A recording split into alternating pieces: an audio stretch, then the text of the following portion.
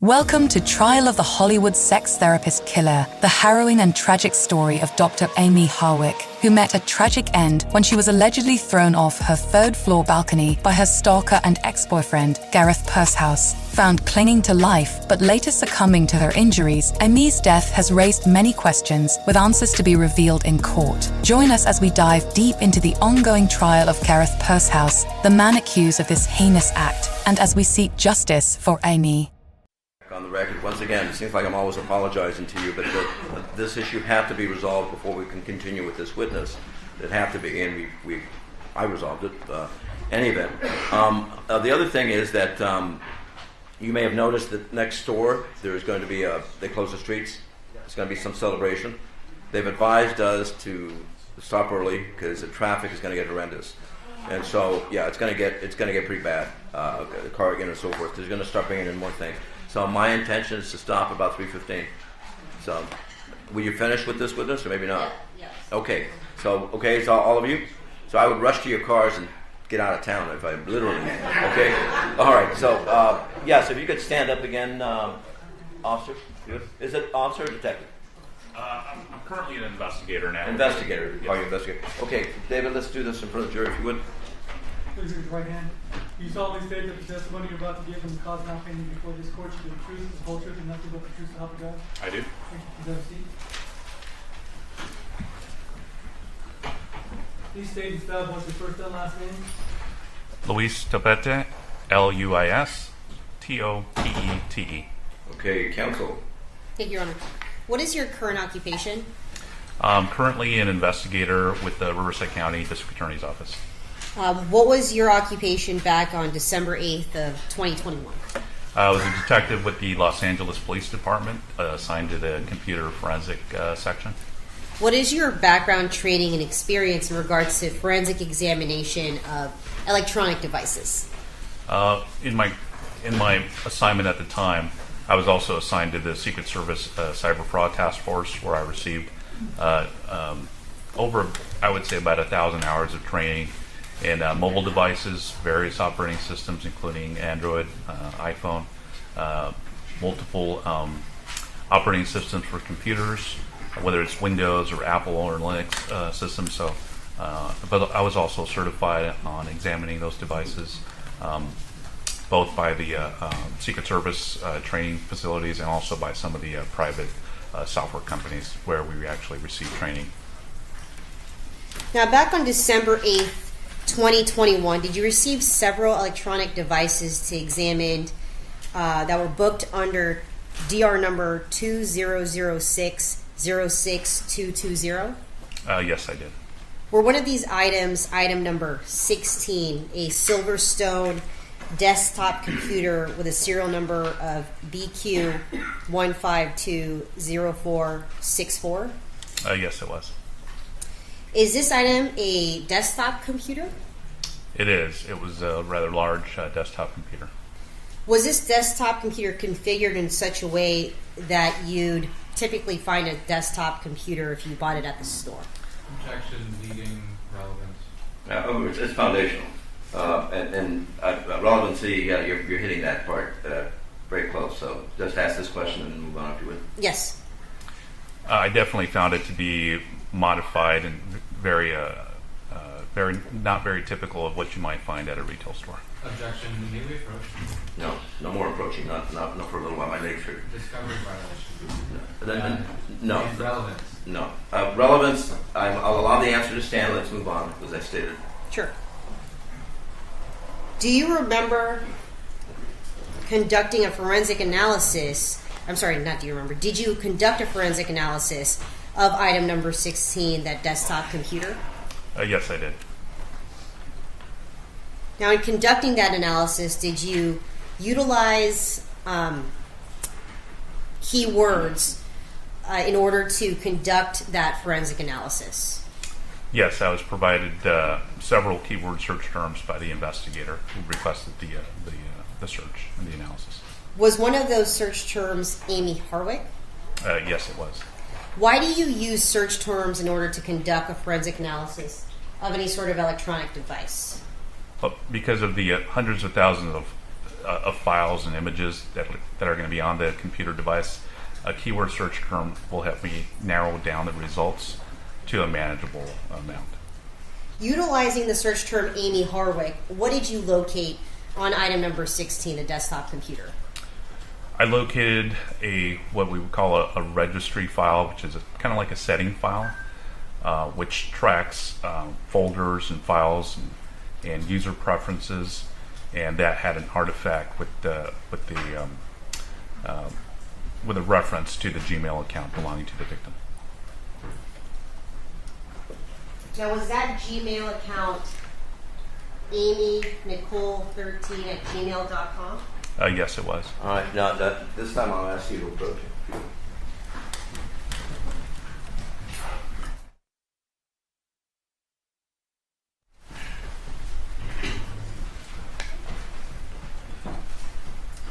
You just indicated you located some artifacts belonging to a Gmail account of amynicole13@gmail.com. Is that correct?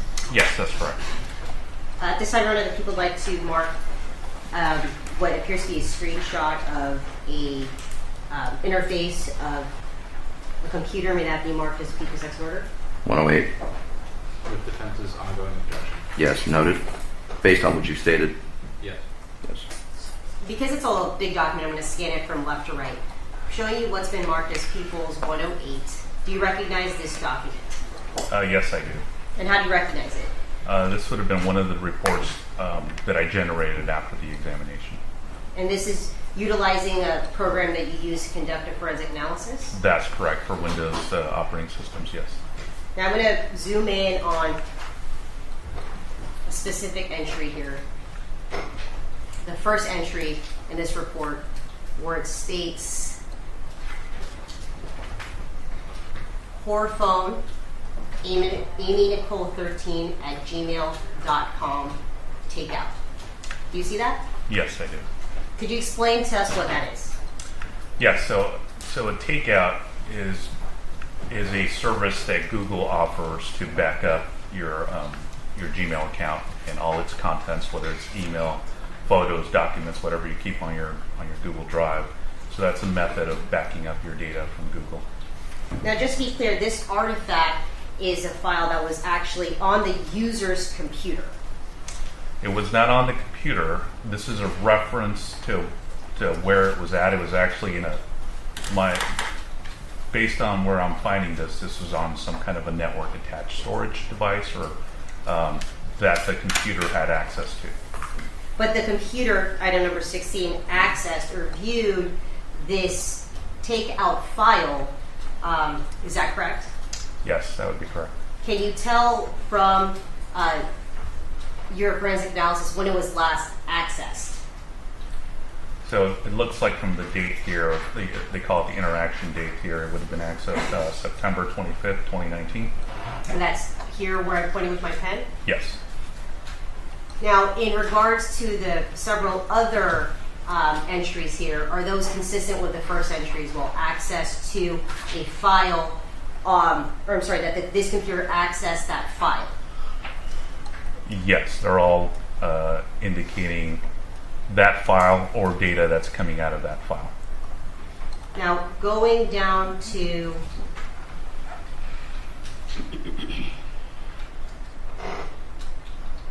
entry 7 and 8, you see that there is an access date here of November 26, 2019. Yes. And it appears to be the same file except for the change of words. One says docs and one says contacts. Could you explain the difference? Yes, that's correct. So the Google takeout file is like a big zip file, and it contains different types of data, documents, contacts, your Gmail contacts would be on there. Whatever the user decided to back up and make a copy of. So I'm assuming these all came from the Google takeout file.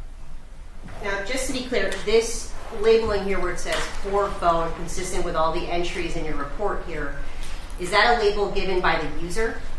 Yes, that would have had to have been created by the user of this device. Now, you don't know when that label was created, but the label nonetheless was created by the user. Yes. Thank you, Your Honor. Nothing. Mr. Frenzel. Thank you.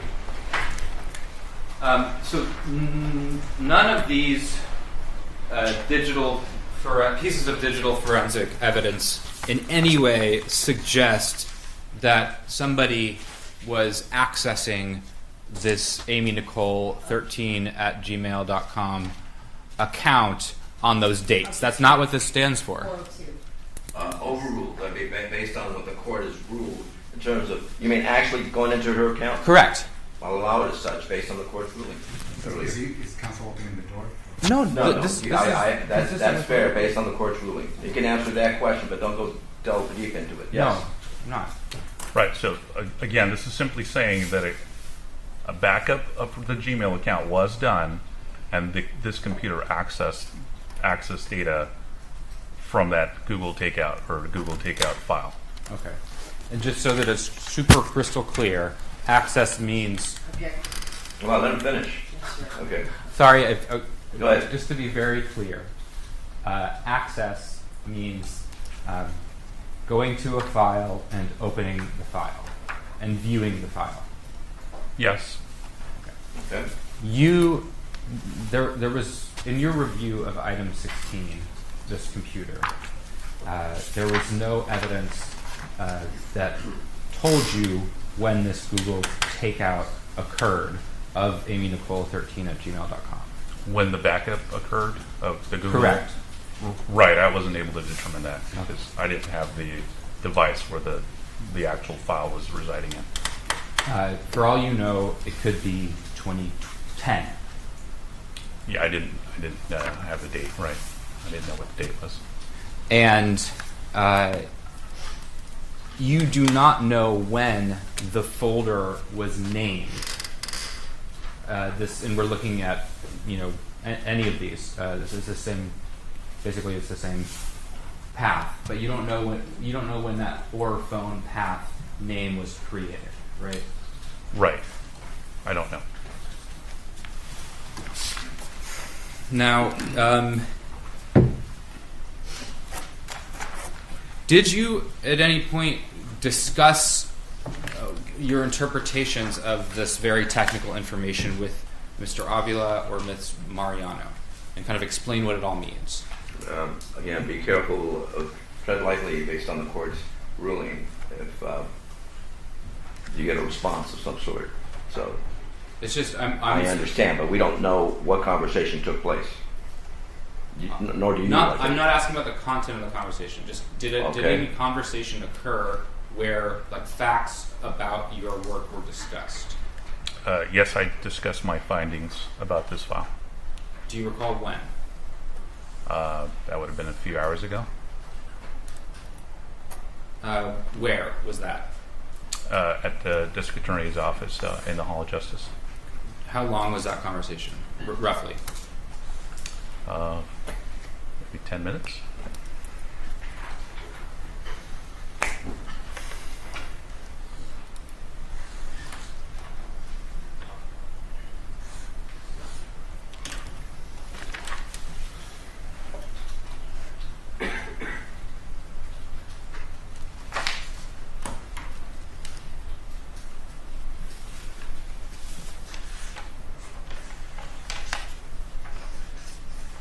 And last question, similar to you not knowing the date of the backup, you also don't know the circumstances around that, do you?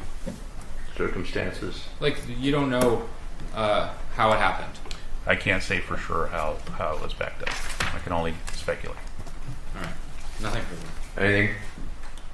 No, Your Honor. Okay, thank you, sir. Thank you. John. You ready to call your next witness? We're going to recall Detective Scott, retired Detective Scott. What does this make us fifth time up here?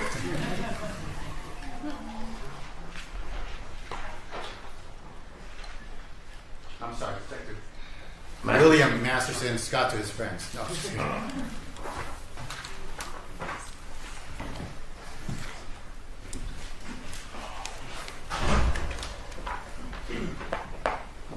You're getting a good workout, huh? I'm getting a lot of seat time Yeah. out in the hallway. You were still inquiring, weren't you? Yes. All right. That was a. Let me have you take a seat.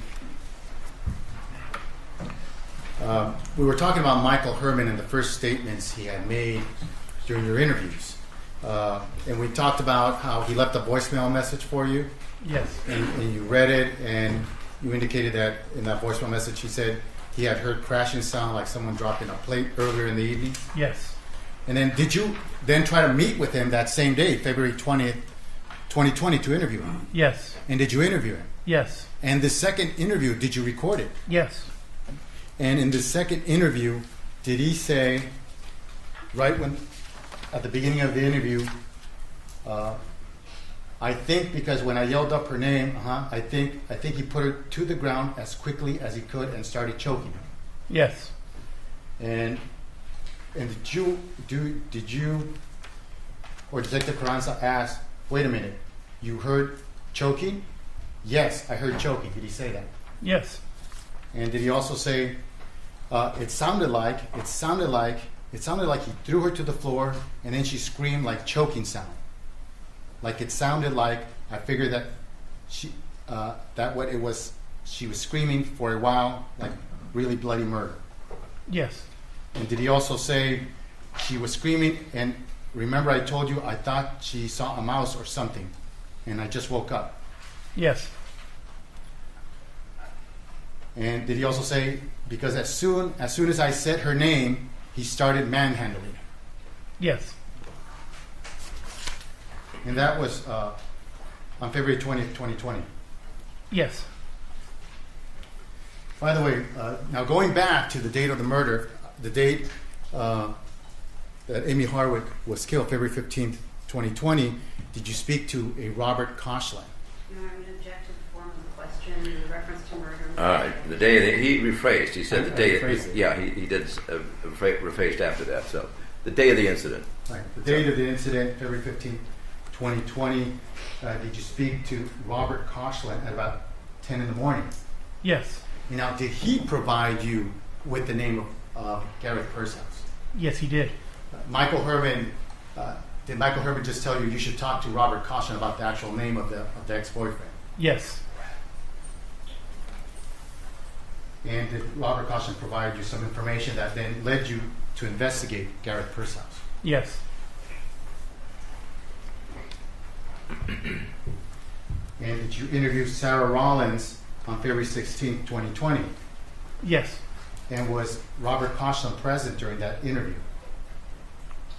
I believe, yes. Why is that? Why was he present during that interview? That's not typically what we do, but she felt like she needed support. She was nervous, upset, so we did it that way. Objection, false or speculation, hearsay. Well, did she say that, sir? I don't remember her exact words, but that was what I understood from her. That he was there for support? Yes. Okay, court will allow us. And by the way, did you record that initial interview with Sarah Rollins? Yes, I did.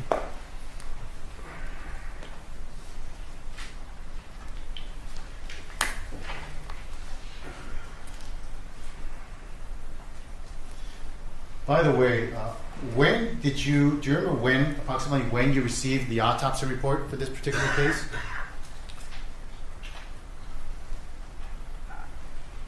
I don't recall the exact date, but it was about a month later.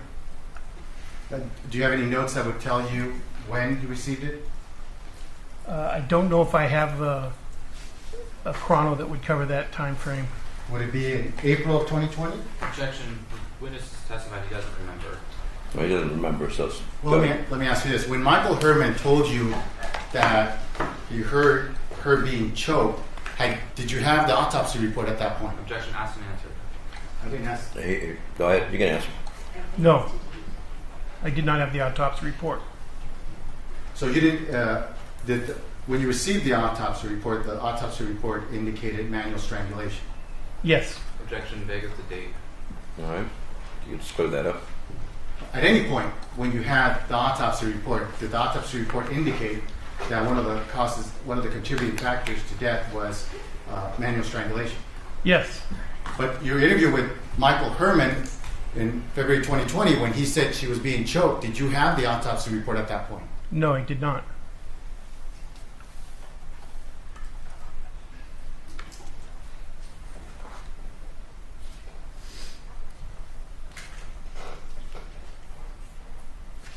I have nothing further. Cross-examination.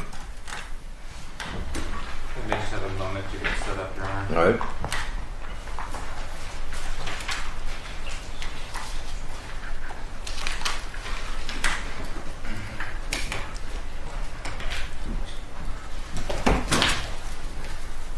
Good afternoon, Detective. Good afternoon. Just Scott. I'm no longer a detective.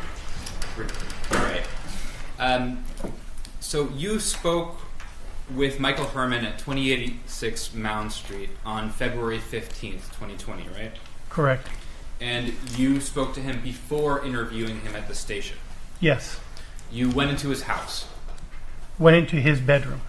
Right. You walked through the house and down to his bedroom, right? No. I came in through the back door, and his bedroom is right there to the right. Okay. He was asleep. Not when I interviewed him, no. I should hope not. That would be a strange interview. When you walked into his room, When I walked into his room, he was in bed. he was not in bed asleep. He was at 2086 Mound when you first went over there in the morning, before the interview at the station. He was in bed. He was under the covers in bed. I don't recall him being under the covers in bed. Would it refresh your recollection to look at a body-worn video? It may, yes.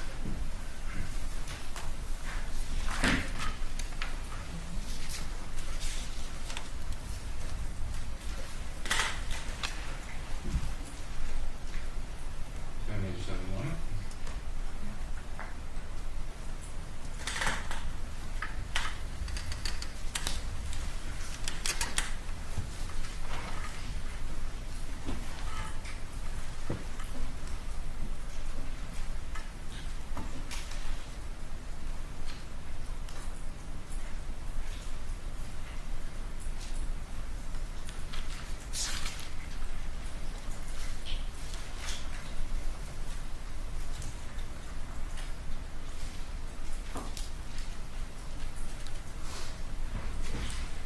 May I approach?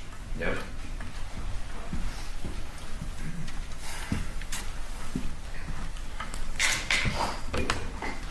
All right, so I'm hitting play. I'm going to have the sound off.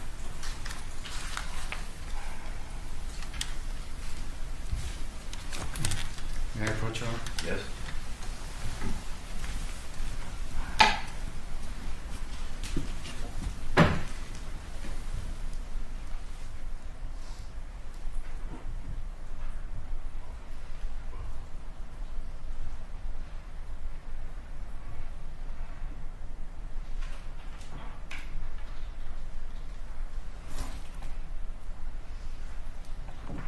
Did that refresh your recollection? Can you rewind that just a little bit, just a few seconds back? Like, is that far enough? Or a little bit further? Yeah, no, that's fine. I think that's fine. Thank you. I think Carranza came down and I just came in. Right, oh, there. Okay. All right. Did that refresh your recollection? Somewhat, yes. So, there is a uniformed officer with Detective Carranza who arrives at 2086 Mount Street, right? Yes, And that the uniformed officer is the one that has the body-worn camera that's making the recording, correct, right? yes. And Detective Carranza, an officer, walk through the house, Yes, and you, I think, walk around the side and come in the back. that's my recollection of it, yes. And then you go into Michael Herman's room, and no one can know if he was like actually asleep, but he was under the covers in bed, right? Yes, the video showed he was laying in bed with the blankets, yes. And the three of you wake him up and tell him that you want to do a walkthrough in the house. Objection. Foundation, wake him up. Well, again, no one can know whether he was asleep or not, so anyway, they make contact with him. Make contact with him. Right. Yes, And you asked him to tell you everything that had happened and what he heard and saw, right? yes, And you asked him, what he did in reaction to what he heard and saw the night before, right? we asked to do the walkthrough and to get an idea of what he was going to tell us. Okay. I don't know the specific wording that you're giving me there. And so you walk through the house, and he tells you what had happened, right? Yes. And in that walkthrough on February 15th, 2020, in the morning, he does not tell you that he heard the sound of something breaking earlier in the night. Is that correct? Is that what you're saying? I don't think so, no. He did not tell you that he heard sounds of choking. No. And just so the record's clear, I want to avoid a double negative. So I'll end my questions with, is that correct? Okay. So he did not tell you that he heard the sounds of Amie being muffled. Is that correct? Negative. Muffled? No, the Double negative. double negative. Yeah, okay. The one he wanted to avoid? I know. I tried to avoid it, and I set myself up. Go I ahead. walked right into it. He never told you that he heard the sounds of what sounded like Amie being muffled. Well, he did tell us that he heard Amie being muffled. The way you asked me that question. In the walkthrough, Okay. before you take him to the station, in that walkthrough, he never said that he heard what sounded like her being muffled. He never said that. I'm just trying to remember at what time, at what point he said that, and I think that is correct. He does not tell you that he heard the sounds of what sounded like two people falling to the floor. In the initial walkthrough. Correct. Correct. He does not say that he heard sounds of suffocating. Correct. He told you that she was still yelling when he left the house. I believe that is correct. He told you that she was yelling the whole time.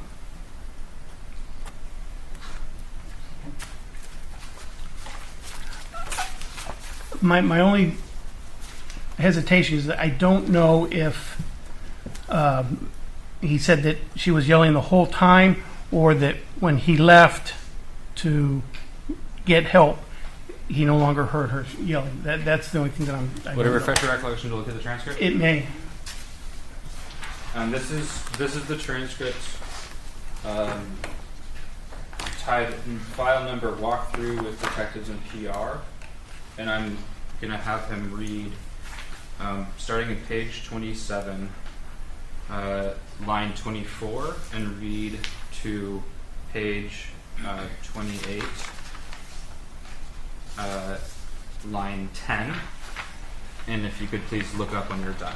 Okay. So to line 10 and 27. So if you start at 27 at the very bottom. This goes to page 27. Line what? Line 21. 21. Okay. And then to line 10 of the next page. I think is the relevant part. You're welcome to read more, but.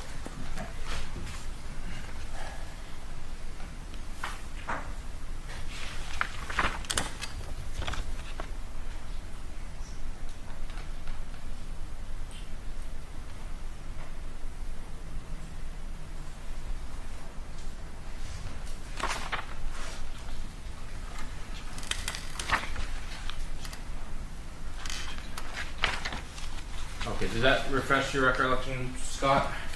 Somewhat, yes. So he told you that she was yelling still when he left the house. Yes. And that she was yelling the whole time. Yes. So after that walkthrough, then you and Detective Carranza and the officer and Mr. Herman go to the station, right? Yes. And you have a more formal interview at the station that occurred at 8:25 in the morning. Yes.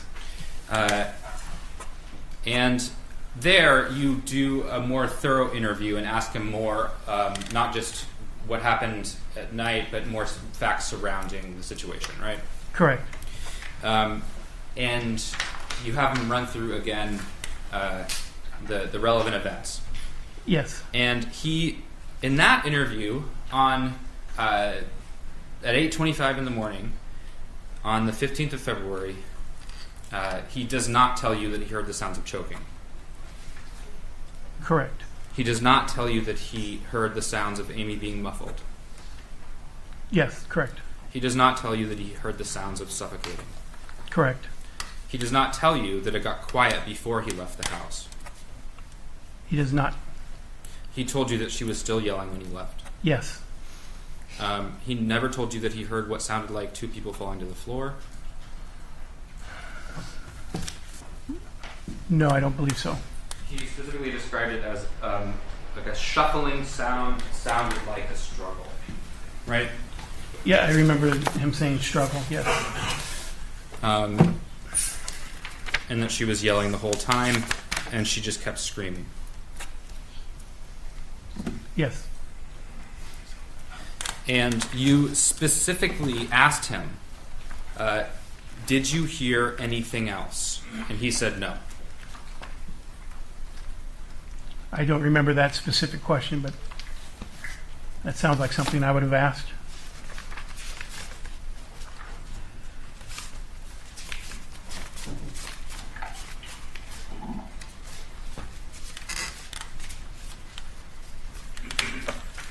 This transcript, the page numbers aren't on it, so it's a little bit difficult, but would it refresh your recollection if I showed you in the transcript that question?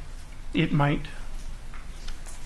Okay, just give me a second, because every page says it's page 3, which it's not.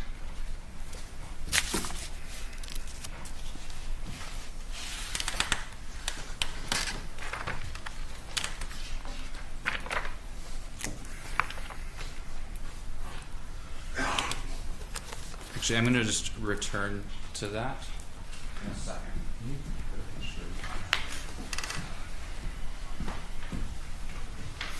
So the first time that he ever said anything to choking or being brought to the floor was on the 20th of February, 2020.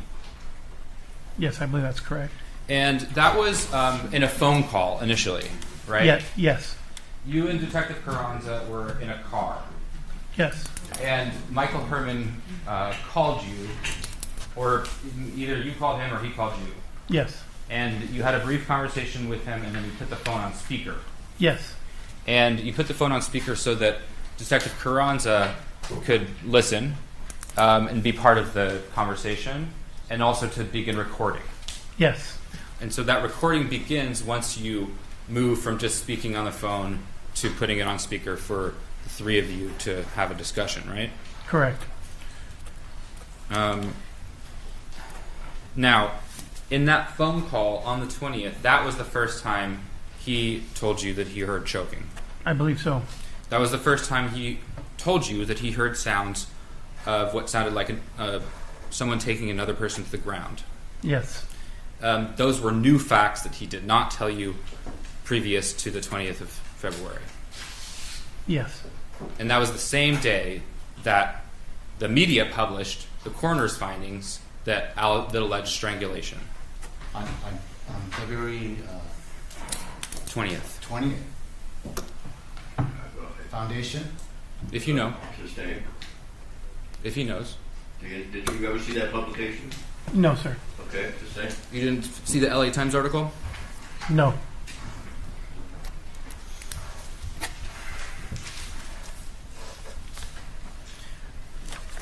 All right. So I'd like to talk about the timeline. So on February 15th, 2020, at 4:30 in the morning, Detective Fred Lower calls you. Yes. Now, Sergeant Deneen had called much earlier to the night detectives, right? I don't know. was assigned to you as a case to respond to. There were multiple detectives that were available that night, right? I was the on-call detective. But the call to the night detectives had happened like 2.5 hours before you got the call at 4:30, right? I don't know. And the interior crime scene you testified to on direct wasn't established until 5 a.m., right? Or sorry, crime scene log. The interior crime scene log? Correct. I think that's what time they started it, yes. On that day, you took handwritten notes about going to the crime scene. Yes. Or the suspected crime scene at the time, right? Yes. And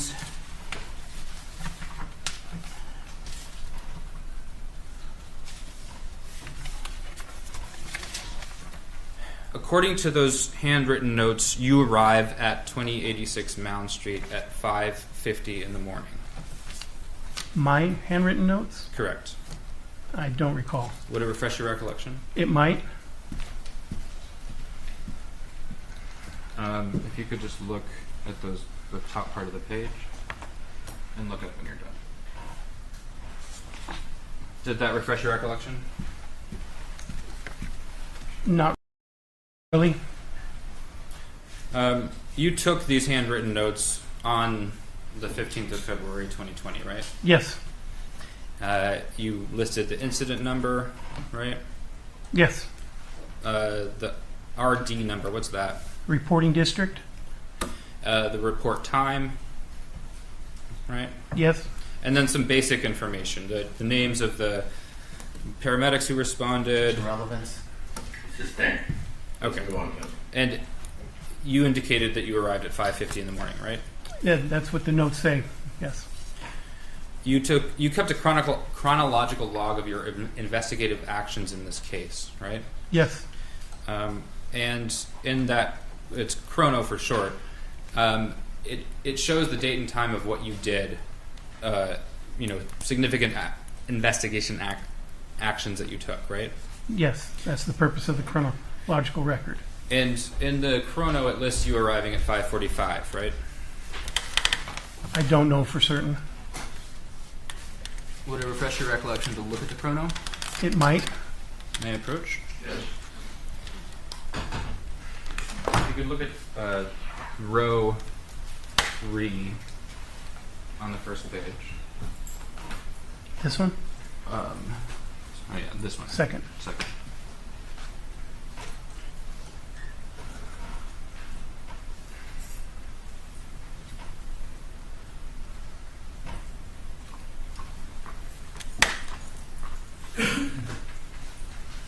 Okay. Did that refresh your recollection? As to the time? Yes. Not really. But it does say on your chrono that you arrived at 5:45, right? The chrono shows 5:45, yes. But on the interior crime scene log, it says you arrive at 5, right? Check to ask and answer the relevance. Sustained. And relevancy as well. And now detectives don't wear body-worn video, right? No. At least when I was employed. And you weren't in this case. And I did not in this case, no.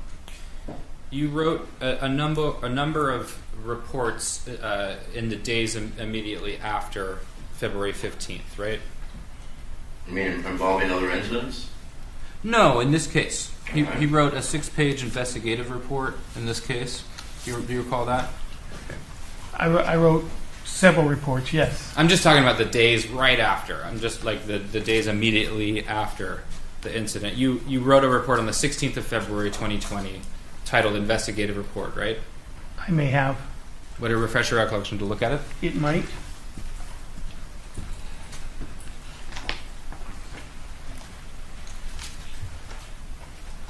Okay.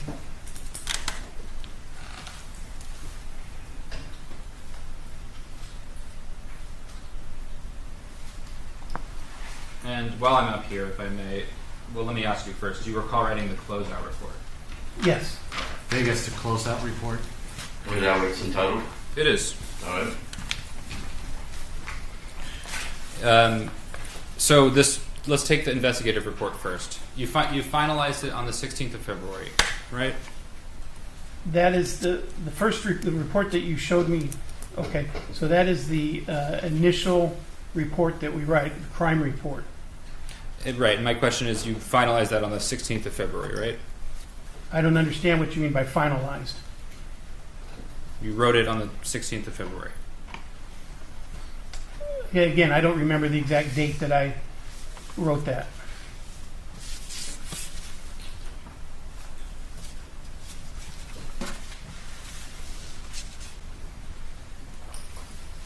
To refresh your recollection. All right, let's approach. More of the trial of the Hollywood sex therapist killer is on the way. Press subscribe now so you don't miss a moment of this riveting courtroom drama as we seek justice for Dr. Amie Harwick.